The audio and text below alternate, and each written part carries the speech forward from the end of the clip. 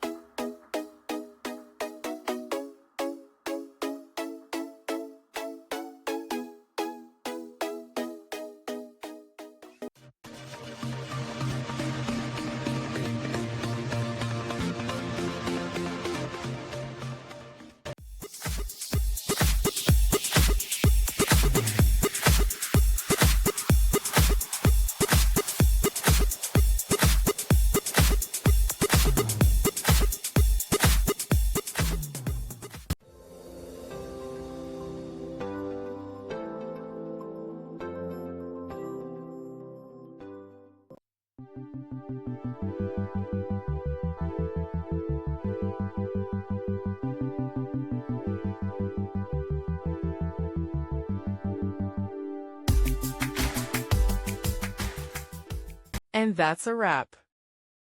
I hope you found the answer you were looking for. If you did, take a second to hit that subscribe button. It really helps out. And let me know in the comments which solution worked best for you. See you next time in the debug zone.